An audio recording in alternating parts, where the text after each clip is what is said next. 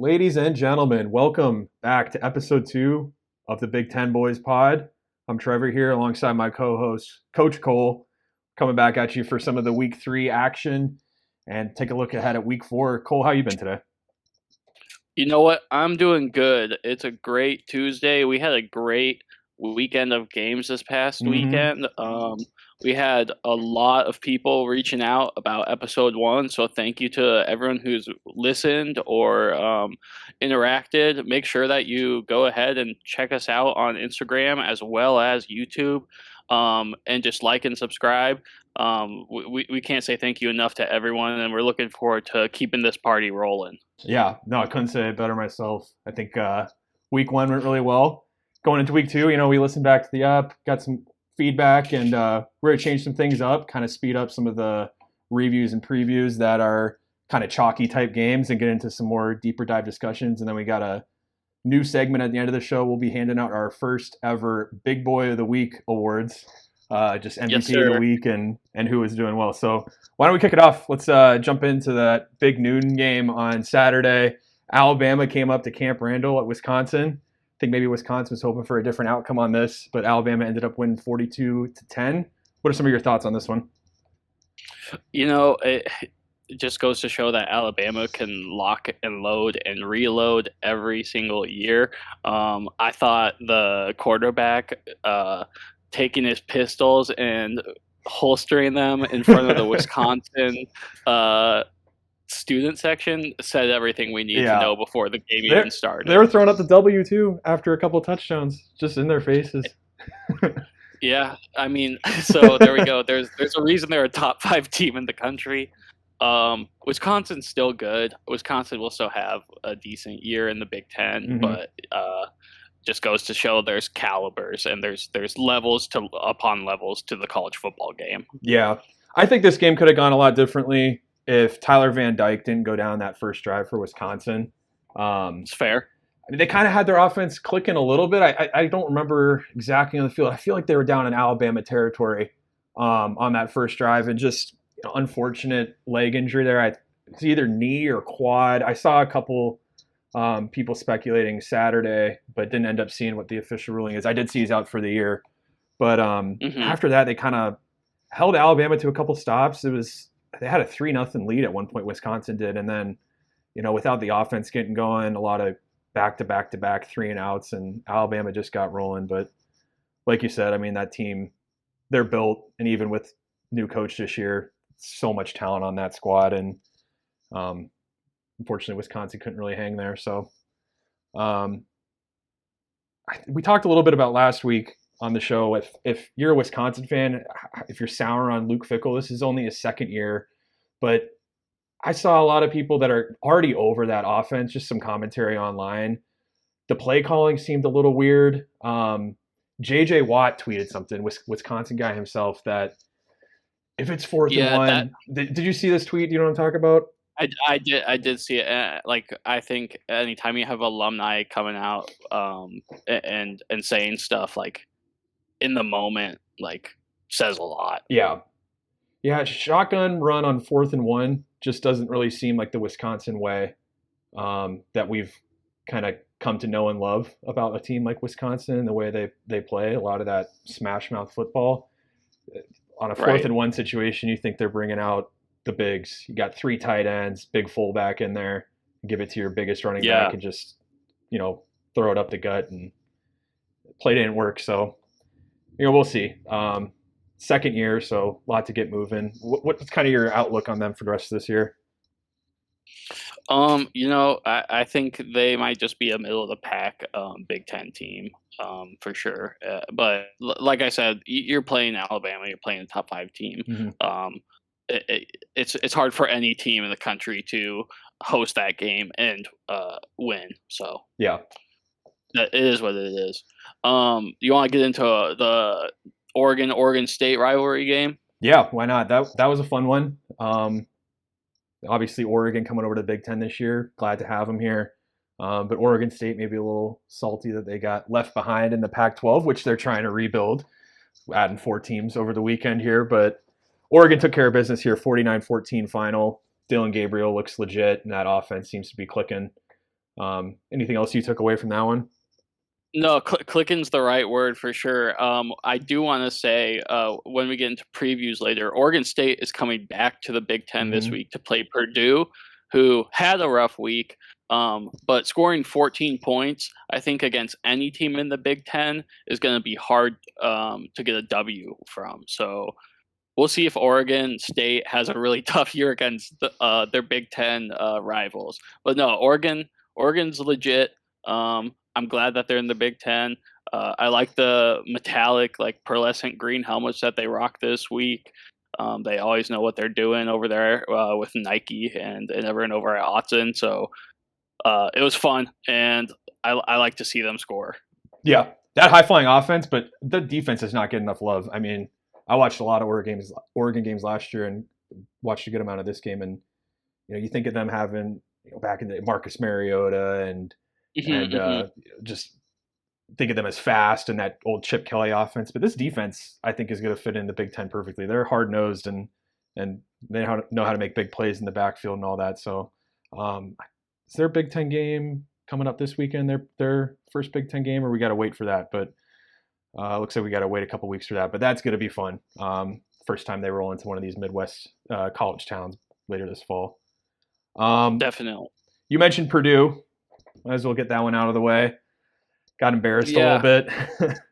I mean, I'd say that was probably the biggest upset or biggest no-show of the week for us. Obviously, what was the final score for that one? Even 66-7. Yeah.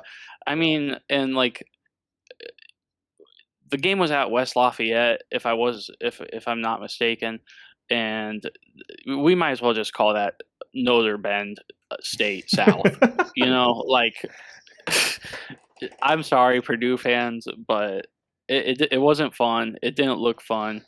And it's a tough time to be in West Lafayette, that's for sure. Yeah, they were playing angry, I think, and we talked a little bit about that Northern Illinois game last week. We did. Yeah. And you know what?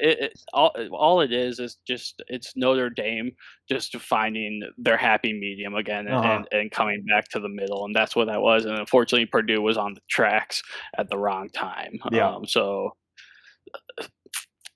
tough to see. And like I said, they're playing a team who only scored 14 points this past week, so anything can happen. You've had me smirking for like 20 seconds here because you said they're the team on the tracks. Purdue's usually they're the train team. You know what? And I did think about that in the back of my head for a second, but like I said, we might be calling Notre Dame South State South instead of Purdue. We got to win some games. It's a new train team. All right, let's keep it moving with another game, Michigan, Arkansas State. Not a whole lot to touch on here. Final score 28-18. I'd like to see Michigan scoring more than 28 points a game against a team like Arkansas State if we're talking about a team that just won the national championship. But this, like we said last week, this team is not that roster. It's different, and we have different expectations. Yeah, you said it. The one kind of takeaway from this, I mean, they took care of business. Coming back and getting a win after a tough loss to Texas the week before is always good. Just good for morale in the locker room. But 3 games in and that offense is struggling.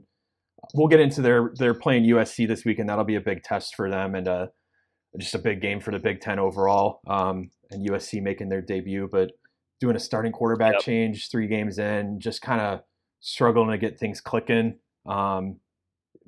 Get the dub, taking care of business, but like you said, maybe we're hoping it was a little prettier than that. Keep it moving on the other side of Michigan. Michigan State shut out Prairie View A&M 40-0. Not much to say here either. I mean, taking care of work. We had a lot of these kind of cupcake teams, no disrespect to Prairie View, that were on the schedule last week. And I think we said a couple of times, these are games that you don't want to overlook, but you should go in and win. And Michigan State did that. So props to them. Any other thoughts on that one? No, you're clear in that one. I mean, Michigan State just takes care of business. A game that went a little similar score-wise is the Nebraska-Northern Iowa game. And we did talk a little bit about how this could have gone a little bit closer, right? We've seen UNI teams in the past have some fun, play some really close games against some better Power 5 teams when they play them early in their seasons. But they just couldn't get anything started, and Nebraska can. Nebraska's good this year. And they're 23. I think there's a few teams who could be ranked underneath them.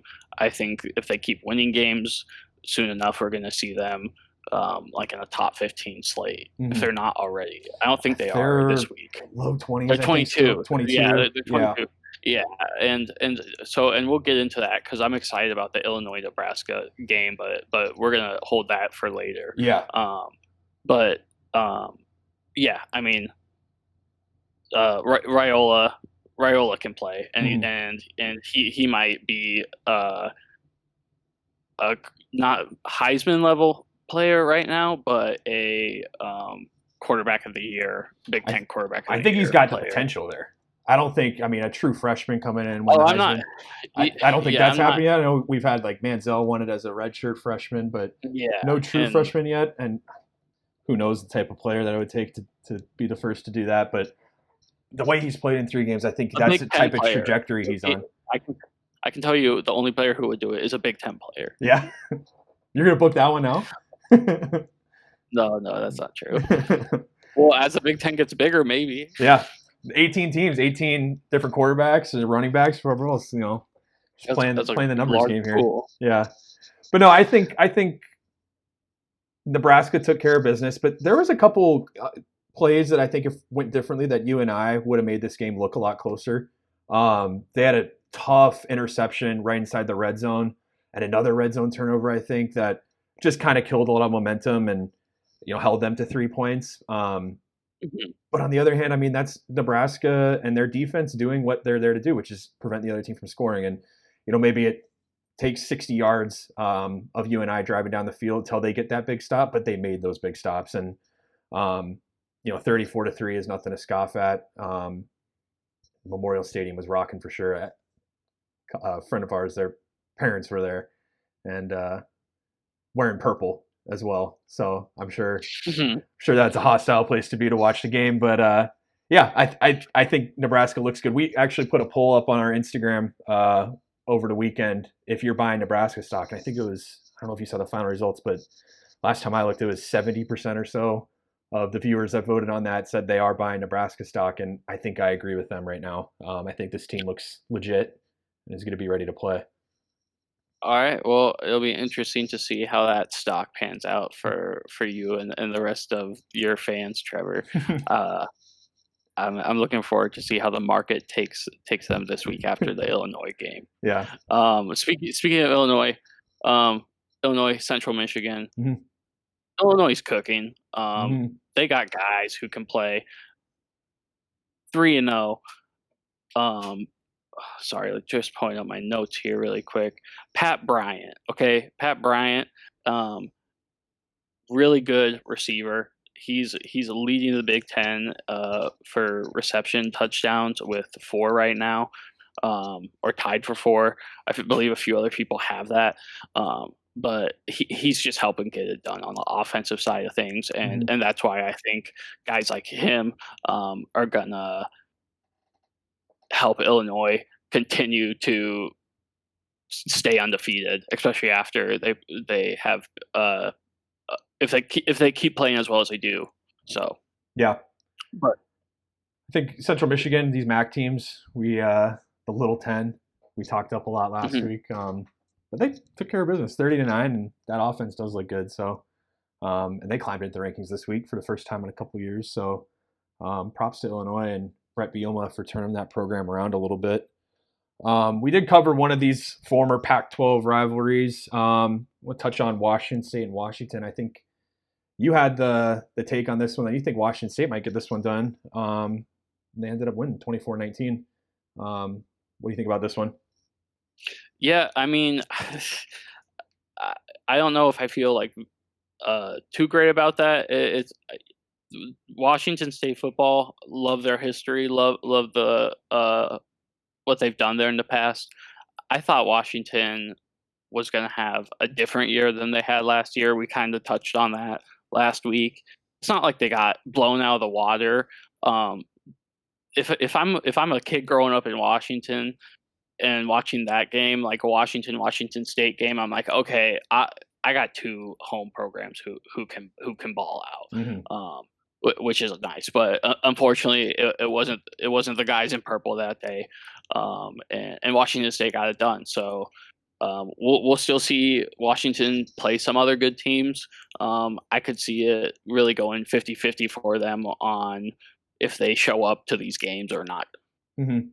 I think they showed up for sure. It came down to a late fourth quarter stop. Fourth and goal, or after Washington drove down just 30 seconds or so left in the clock, and Washington State made the stop on a little kind of option play out to the right side of the field that they stopped them on there. So that game could have easily gone the other way, but good for Washington State showing up in Seattle, even though it was their home game, had to come all the way across the state.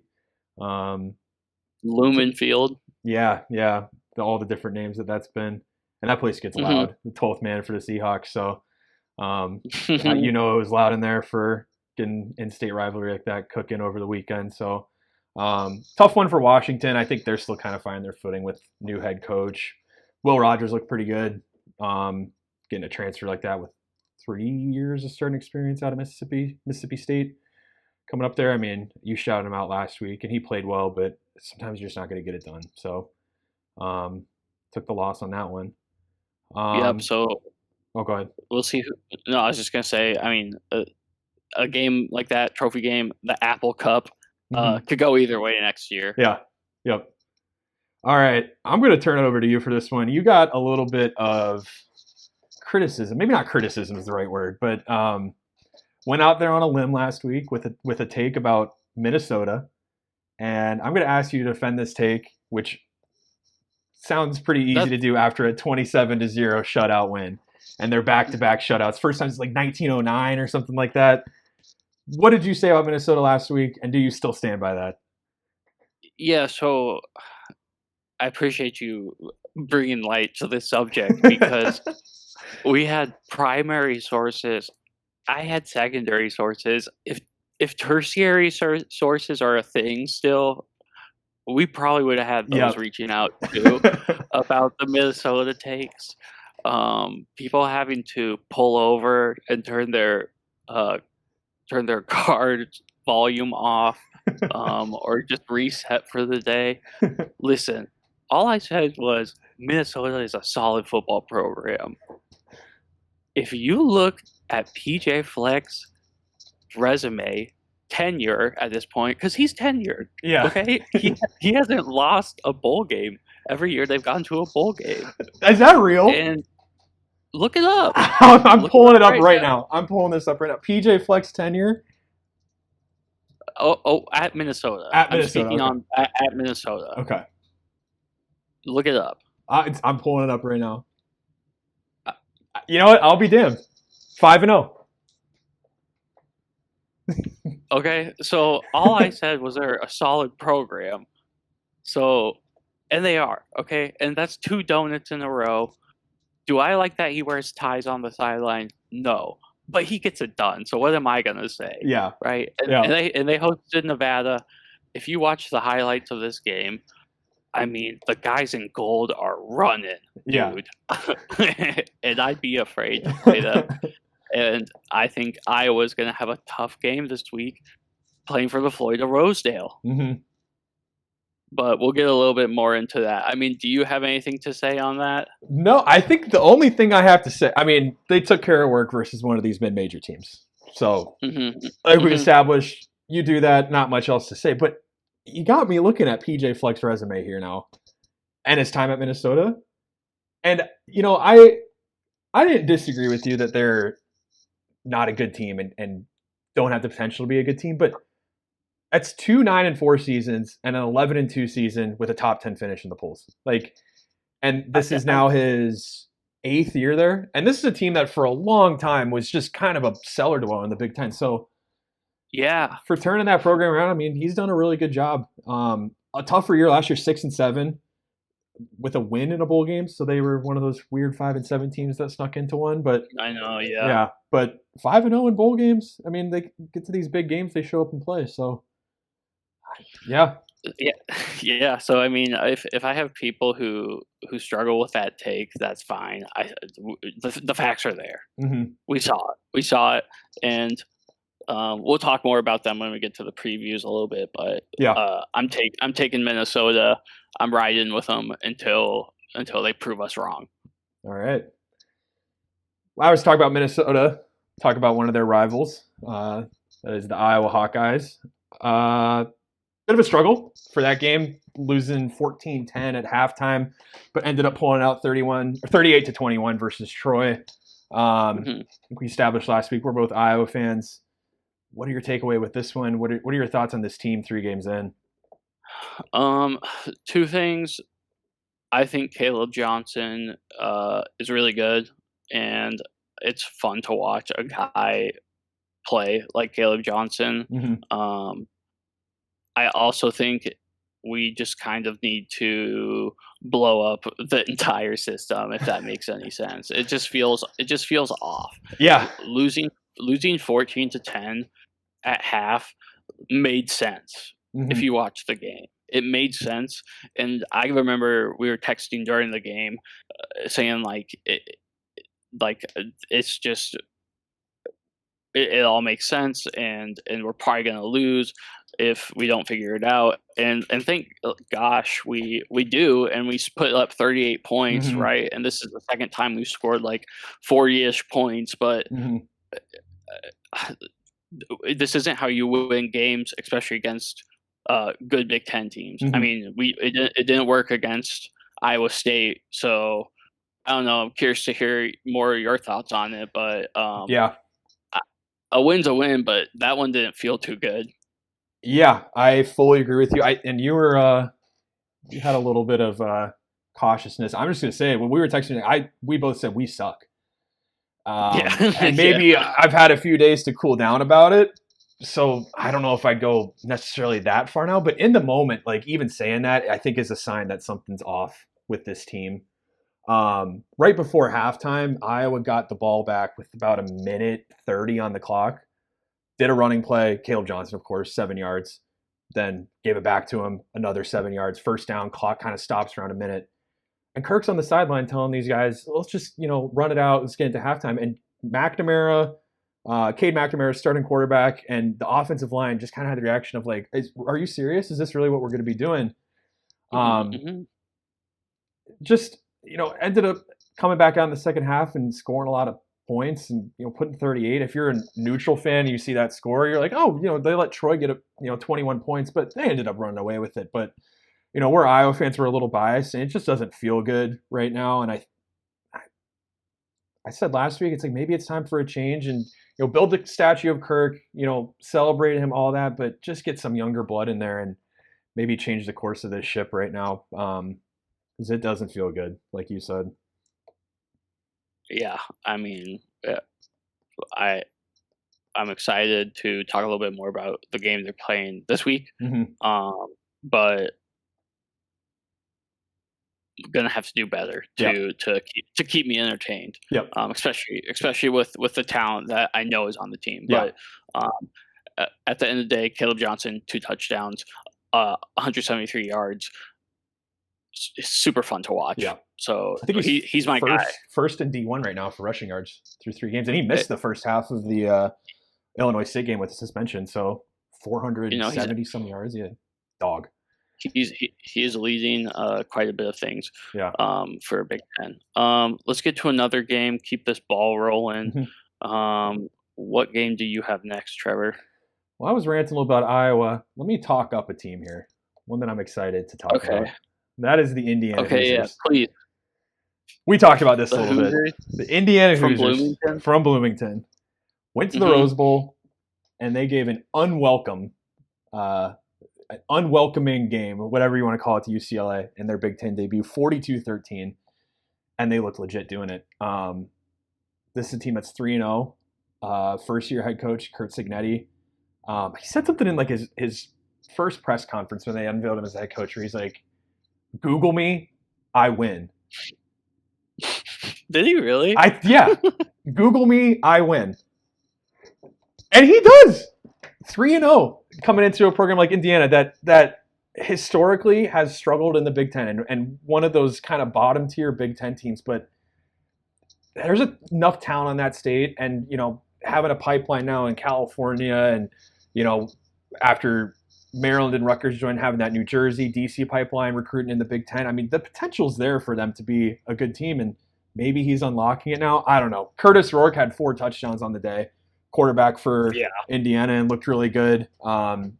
Transferred in from Ohio, tearing up the MAC for a few years, and then last year eligibility comes to Indiana, has been proven his worth there. But this Indiana team looks really good, and I did a little bit of schedule watching, looking ahead for them. This week, they are going and playing Charlotte at home, which we'll talk about later. But that seems like a game that you should be able to win. The week after that, they get Maryland, who already dropped a game in the Big Ten. I would think they're favored in that one. You go ahead to week 6, they play Northwestern on the road. But Northwestern, I think that's a very winnable game for them. They get week 7 off and then go on week 8 and get Nebraska at home on October 19th. And if you're looking at those next 3 games as wins, I think this could be a 6-0 team that's, ranked somewhere in the teens there. And if Nebraska stays on the trajectory, mark your calendars for October 19th. I think this Nebraska-Indiana game could be a really fun one.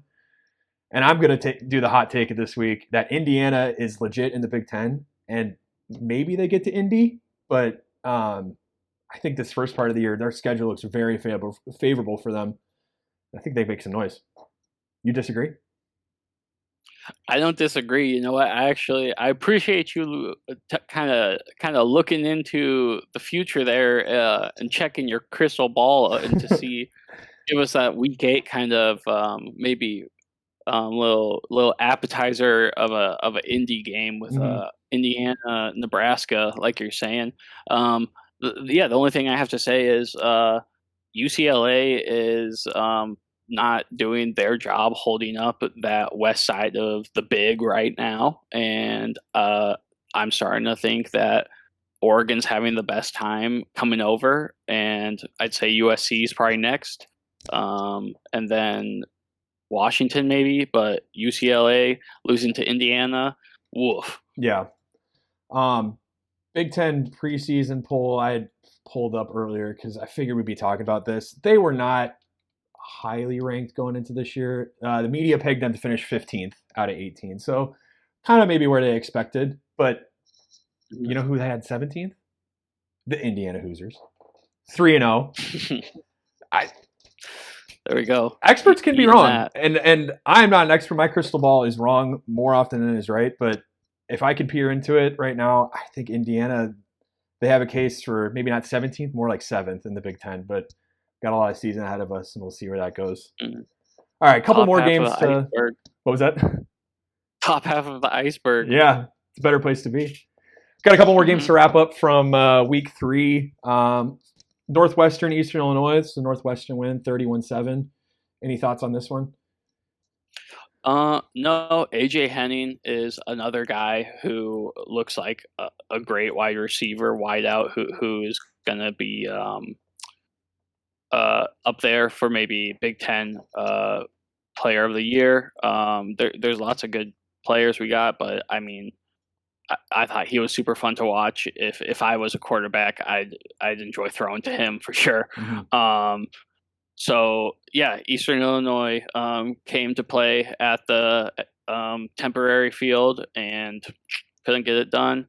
To be honest, I don't even know where Eastern Illinois is, and I live in Illinois. But I should probably know that one. But I do know that they didn't get off the bus. Yeah. Quickly got back on it, one of the two. Yeah, Northwestern taking care of work. Good win for them. And then wrapping it up this last week, what was an old ACC rivalry, Maryland went into Virginia and came away with a 27-13 win. Good recovery for them after dropping their first Big Ten game versus Michigan State the week before. Any thoughts on this one and how they came away with that? Yeah, I mean, they were down at half. I watched this game. They were down at half. I think Maryland played a great second half of ball. Caden Prather played really well. Actually, I do want to give out my big boy of the week right now to a Maryland defender, Dante Trader Jr., with 11 tackles on the game and an interception. Just absolutely taking the game into his own hands to make sure that second half didn't get out of hand or anything like that, to give Virginia a second half shutout and let Maryland go to work, scoring 10 in both quarters. So good for Maryland. Like you said, that was an ACC matchup in the past, but we're calling that a B1G win. And I think Maryland's going to have some more success as we come down the line. I agree with you. I like that team still. I liked them last year and lost some talent, but I think they got it in them to, be a good mid-tier 7-5, 8-4 type Big Ten team. All right, that wraps up our week 3. Any closing thoughts on some of these games? Big Ten had a good showing overall as a conference. One interconference matchup, otherwise 3 losses on the week and a lot of dubs. Lots of dubs. We talked a little bit on our story that the only team with more AP poll only conference with AP poll programs right now is the SEC. The SEC also has a few less teams, but nevertheless, numbers matter. And if we're really going to do this, we got to get more teams into the top 25. Yeah. So let's get into some of these previews for week 4. Trevor, is there a game that you want to kick us off with? We talked about this earlier as an exciting one, and it kicks off the week. The big Friday night Big Ten game that they're starting this year. You got Illinois going on the road to Nebraska. This is a ranked showdown, which I think if you told any college football fans that just a month ago, they would have looked at you like you're crazy. But Illinois, number 24 in this week's AP poll, and Nebraska coming in at number 22. Nebraska's got the favorite on Vegas right now, favored by 7.5 with a total over-under of 42.5. I know you're big on Illinois and that receiving core. How do you think this one goes down?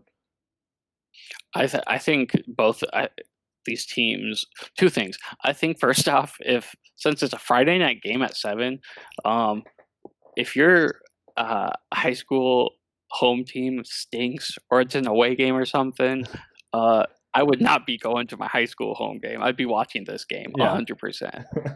And I think Fox will see that in their numbers. So I'm interested to see what the numbers are in this game. I kind of like the Friday night action. But yeah, like you said, Illinois, I'm kind of big on some of their receiving core. I think that they are good. I think Nebraska's good too. I think this could be kind of like a shootout in the terms of team scoring, some points in between. I could see this overhitting for sure. I'll pick Illinois for the sake of it, but man, whoever stays on top and stays undefeated is just climbing that much more. Yeah, that's a tough one for me. I think 7.5 is kind of an aggressive line. I know Nebraska's looked good, but I don't know who I think. I mean, maybe Nebraska, I think, takes it, but I think it's going to be a close one. And I agree with you. I think this is going to be a high-scoring game. These Friday night games, the Big Ten's kind of just started doing them, but a lot of these other conferences have been doing these Friday night games for a while, and they always seem to be shootouts. So I could see this one being a fun one to watch for sure. Okay, so that's that Friday night. Right after that game ends, you're turning on a classic movie, We Are Marshall, to get ready for this next game. This is where Big Noon Kickoff is going this week. They're going to Ohio Stadium. Yeah. They are. And I was gonna say, man, if we had a budget, we'd be at that game, and we'd be boots on the ground for sure. And hopefully we can do that stuff in the future. But I'll say this: anything can happen when you believe, and that's what that movie's about. Uh-huh. But number 3, Ohio State, is a tank. So may the chips fall as they do. Yeah. The spread is 40.5 points. That might be conservative. Yeah. Yeah, I think Ohio State takes care of business here, but don't sleep on Marshall. They knocked off Notre Dame 2 years ago, and they're no stranger to their upsets over the years. So who knows? Maybe they come ready to play. But got to be crazy to not think Ohio State walks away without a win in this one. So not much else to say there. At 11 o'clock, this one on BTN. Indiana, who I'm hot on, gets Charlotte at home. They're favored by 28.5 in this one. And I'm taking them by 28.5, if not more. I think Curtis Rourke is legit. 7 touchdowns on the year. And like I said earlier, he had 4 versus UCLA last weekend. He's my big boy of the week for week 3. Okay. And I'd like to pick him for week 4. I think Curtis Rourke, if you're watching this, give me 6. Give me 6 this week. And get some confidence going for Big Ten slate coming up quickly after this game. But I think they should take care of work versus Charlotte, and we'll see how that one goes. That's one that won't be my first watch in that 11 o'clock slot, but that's one I'll be tuning into just to see how my big boy's doing this week. Wow, incredible stuff there. I'm right there with you. I mean, Indiana didn't hear the critics this year when they were told they weren't supposed to be good, and they're gonna keep playing until someone stops them. So I echo everything you said. Not much more I can really even say there. Next game, Villanova, Maryland. Villanova, not a bad football program over the years. Not as big as a football program as some of these other teams. Sometimes I think people kind of don't realize that Villanova has a football program the same way that they have like a powerhouse Big East basketball program. But they do hit the gridiron, and they are 3-0 this season.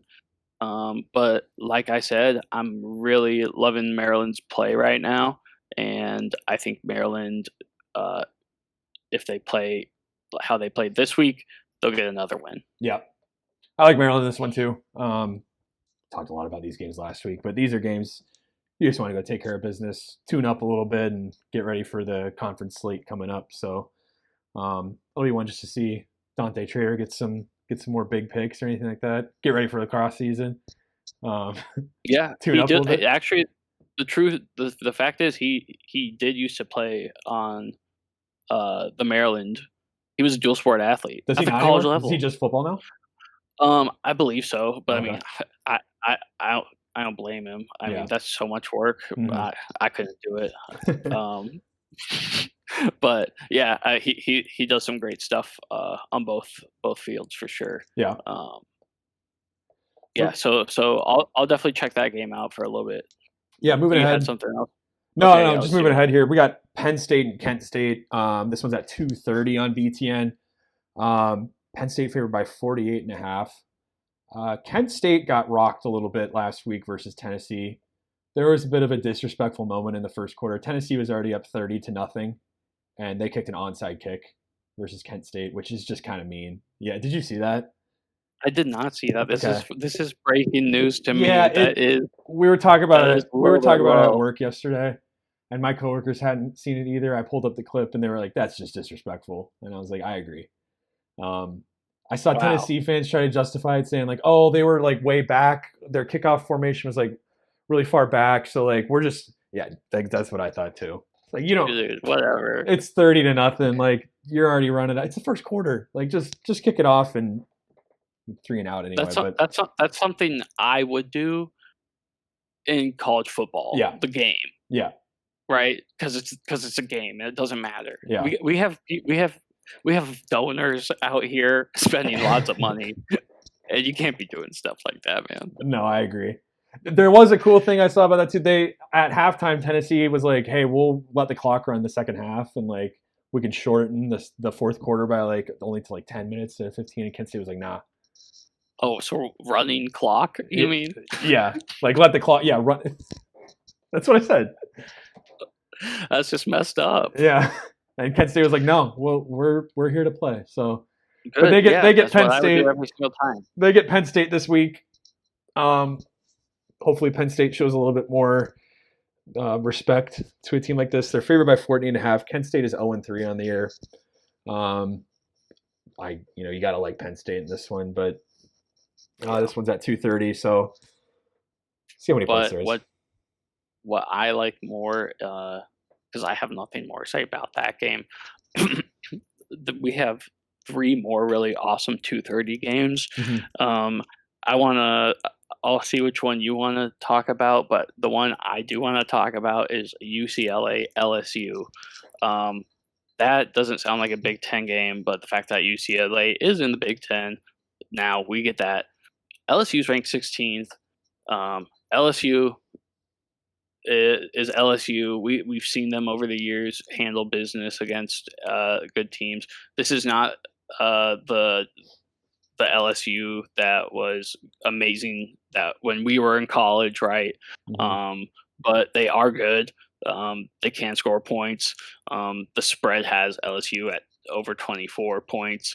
I think if things go how they went the past week for both these teams, it's going to be another Hoosier daddy moment, right? But Mm-hmm. for the LSU Tigers.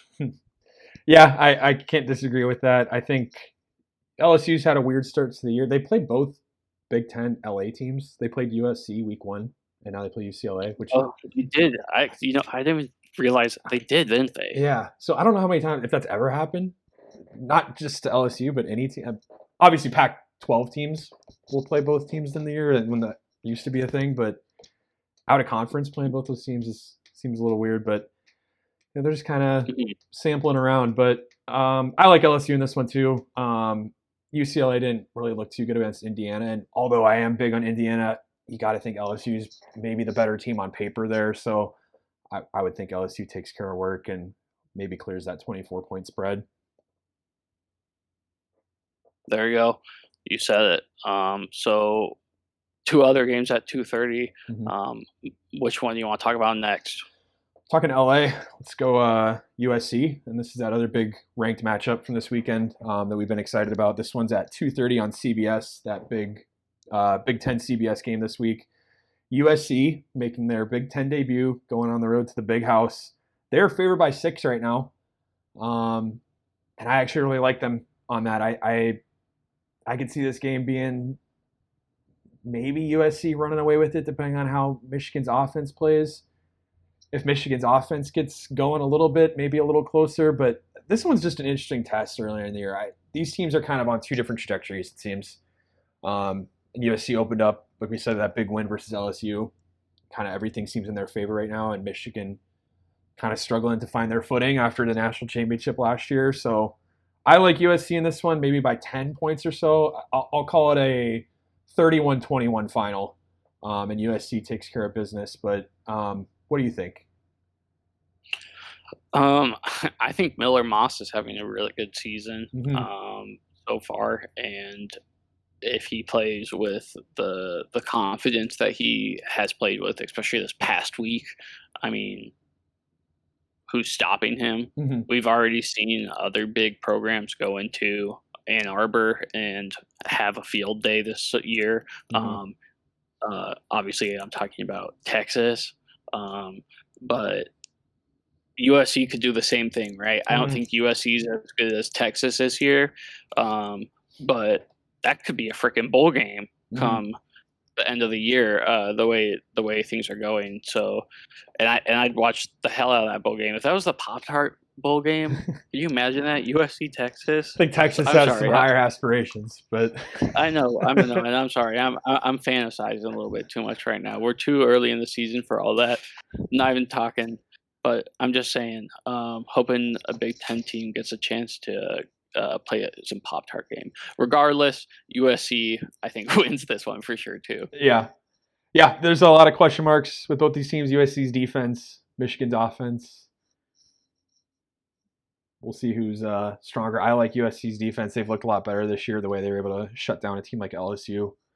Yeah, but that'll be a fun one. ESPN has USC at 58% for their matchup predictor. So that's what they're going with the Trojans as well. One last game at 2:30. That is going to be, I believe, the Rutgers Scarlet Knights playing. Who are they playing? They're playing Virginia Tech at Virginia Tech. At Virginia Tech. What are our thoughts here? I don't have a ton of thoughts about either of these teams, to be honest. This is the last game I would turn on at this point. So you're going to have to take the lead on this one. Yeah, Virginia Tech's favored at 3.5. I actually like Rutgers to not only cover that but win this game. I think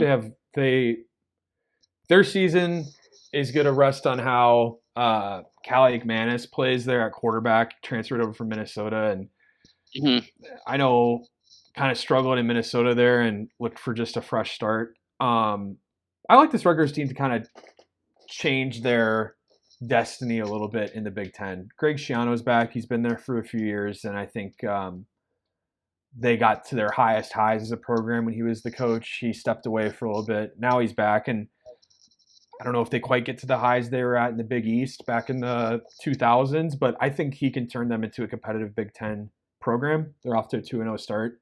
And I think getting to 8 or so wins this year would be a huge step for them as a team. And this is a game where you need to prove it going out of conference on the road. So I like Rutgers in this one. Are you calling it a must-win game then for Rutgers? I haven't schedule watched Rutgers enough to know if it's a must-win, but I think gut reaction. Yeah, I'll call it a must-win. A must-win for I think the best team that they can be. This is a must-win. Sure. Yeah, and just for them to hit their highest caliber, highest ceiling, and hit the ground running. Okay. Yeah, get this one in. Then you got 9 games of Big Ten play, and you're starting off 3-0. I think is huge for them. And that locker room and their morale. So I'll call it a must-win. Okay, awesome. I think that's something I'll probably back you on. Another game later in the day, Michigan State, Boston College. Mm-hmm. Boston College, good football team. Yeah, they look good versus Missouri, leading that game for quite a while. Missouri. Yeah. Versus another team they played earlier this year, FSU. Yeah, but they beat that. FSU maybe isn't the best looking win anymore. I'm just saying. Okay. Well, you know what? Granted, you do have a point there, but I'm saying Boston College is used to getting W's in 2024. Yeah. So could see this stay in Boston College's way. Mm-hmm. And I think I'm going to go that way. I think I'm calling it now. Boston College wins by 10 points. They covered. I was going to say it's 6.5. So not only win, but cover. They cover. You said it last week, good teams win, great teams cover. And it sounds like Boston College is a great team. I did say that. Yeah, this one will be interesting how it shakes out. Michigan State started off 3-0, new head coach in there, new quarterback, transfer from Oregon State. Aiden Childs looks pretty good so far. But Boston College, that's a good team. Gave Missouri a run for their money last week and kept that game close the whole way through. I don't know how many people expected that to be as close as it was and as much of a scare for Missouri for a little bit as it was. So I'm with you. I like Boston College in this one, but Michigan State I think will keep this game close as well, and that should be a fun one on Saturday night. Around the same time, Northwestern goes to Washington, and that's Washington's Big Ten debut this week. So this is now the second of the new additions to get their, or third. We'll have USC and Washington the same day making their Big Ten debut. Washington favored by 10.5 in this one. Maybe hoping to get some revenge, take it out on Northwestern after the Apple Cup loss last week. I like Washington to win this. I don't know about 10.5 unless they come out in the same way Notre Dame did after a tough loss, and really run up the score on them. What do you think? Two things. I think this is probably going to be the most purple game of college football this season. At least for now, it's up there, Northwestern, Washington. So hopefully the equipment team and facilities does that right, and we don't have a mess up. But reality here is, I don't think any team, neither Northwestern or Washington, wants to lose this game and go into 2-2. I think that's really what they're thinking in the locker room right now. And Washington could for sure come out and punch Northwestern in the mouth, or Northwestern could play 4 quarters and give Washington another tough game, and kind of like how Washington State pulled it out. So I don't know. I think Washington too. I'm saying Washington. I think Washington can pull this out, and it is a home game, but we'll see. They could struggle, and they might have to wait another week for a Big Ten win. Yeah, we'll see. That'll be a fun one. These night games are always a lot of fun. So it's a good week. It is. It's a good Saturday. We do have a really good Saturday. There's 2 more to talk about. We could do the Homer game with the Floyd of Rosedale and talk about our Iowa and the Hawkeyes Saturday night, or you want to cover Purdue, Oregon State? Finish it off with Man, it's up to you. We'll cap it off with the Floyd of Rosedale. To be honest, I like both these games, to be honest, because kind of like I said earlier, Purdue and Oregon State, they both also have kind of some mud in their mouth from last week that they are ready to clear out. So Oregon State scored 14 points. Purdue scored 7. Oregon State, I think, beats Purdue, and Purdue kind of solidifies themselves as maybe the worst team right now in the Big Ten. Yeah, somebody's got to be it, and Purdue might be, unfortunately, in the running for worst Big Ten football team. Basketball season comes around, maybe a different story. We're not gonna. This is not a Purdue hater pod. I'm purely talking about the current state of West Lafayette football at the moment. Yeah. Oregon State's favored 4.5. They're playing at home. I'll take Oregon State on this one too. Hudson Card, Purdue quarterback, had a really good week, week 1. But they couldn't really get anything going versus Notre Dame. That whole team couldn't. But I think he's a really good player. And if he has one of the games of his life, I think they can easily win this game. But that's banking on a lot and putting a lot on just one kid's shoulders. So I like Oregon State in this one, and Purdue maybe hoping for better times there in West Lafayette, like you said. They have that Dick's Sporting Goods though. It's a good one. It is. If you need cleats, I've heard they got a great selection out there. Yeah. That's a story for another time still. But wrapping it up, talk about the Floyd game, NBC, the Floyd of Rosedale. Do people know what the Floyd of Rosedale is? Like the actual trophy? I had to explain it to my girlfriend. She didn't understand what it was. I told her the story of Minnesota and Iowa were beefing with each other. There was a pig. They named him Floyd. She was like, "It's a real pig that they give," and I was like, "Well, it was. Now it's a trophy." So, yeah. But I think it's one of the coolest trophies in college football. That definitely biased a little bit, but if people knew about this game, I don't think they disagree. It's a big pig that you win. It's a huge pig. Yeah, the fact that it was a pig, there was a pig at a point. I think it's hilarious. It's a massive bronze pig, and it's got kind of it's almost like one of those soccer banners going over its back. With the wins over the years and everything, and just watching teams, whether it's Iowa or Minnesota, win it and go and grab that thing, it's awesome. Yeah, it's always awesome to see. So that thing's been around since 1935. This is one of the older Big Ten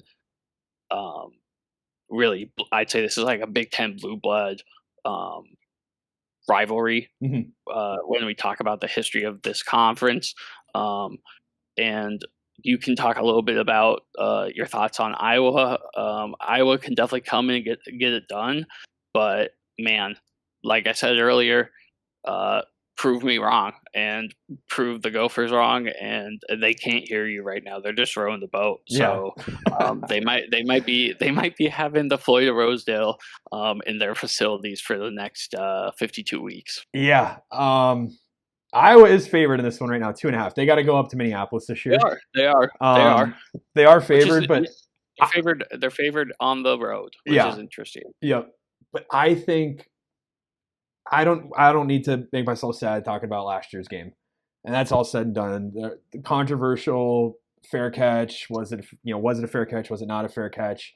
Iowa had a presumptive late punt return. Cooper DeJean running it back in the fourth quarter. They got called back, and then Minnesota ended up winning that game 12-10. And you're talking about the players running on the field. That was their first time winning that game in, I think, 9 years. And that team was hyped to go get that trophy and bring it back home with them from Iowa City. But I think Iowa going up to Minneapolis, playing in hostile environment, I think Minnesota fans are not going to forget the outrage of Iowa fans last year, and that stadium is going to be rocking on Saturday night. And this is the NBC game, Big Ten Saturday night game. The lights are going to be bright. It's going to be loud in there. And I want to pick Iowa as an Iowa fan, but this is going to be, I think, 2.5 point spread. It's going to be a close game no matter what. And this will be a fun one for sure. And I don't want to make a prediction on this one of who's going to win. I'll hope for Iowa. I think if Minnesota wins, you're going to be vindicated a little bit, and that'll be fun for the show. But this is going to be a fun one. And do you want to call this one our must-watch of the week, or you think one of these other games is in the running for that? I think this might be our must-watch of the week. You know what? I think it's I'm gonna call it a sit your ass down Saturday. Yeah, you should be watching a lot of these Big Ten games. There's something at dang near every slate. Yeah, the Illinois-Nebraska game honestly might be the must-watch. Yeah, just to start your day. But yeah, as an Iowa guy, as someone who's rocking with Minnesota, as a Big Boys Pod member, this might be the game of the week. Yeah. Yeah, you're definitely right. That's why I want to throw it to you of what you thought the must-watch is. It's too close to call. Well, there we go, and we'll be posting this week on our story. It's a graph, and people will be able to kind of follow along, and we'll figure out kind of as we go how right we are. I think we had a decent round in our first week of calling. But anything can happen. It's college football. And the guys in the locker room are what makes this whole thing go. So anything can happen on a Saturday. I agree with you. This is a fun one we got this week, and it'll be a fun one to break down when we're back with you for episode 3 and previewing week 5 next week. So stay tuned. Like Coach Cole said to open up the show, don't forget to like and subscribe and stay engaged with us. Let us know what you'd like to see. And let us know where our takes are a little bit too hot for you. We can enter the court of public opinion on those.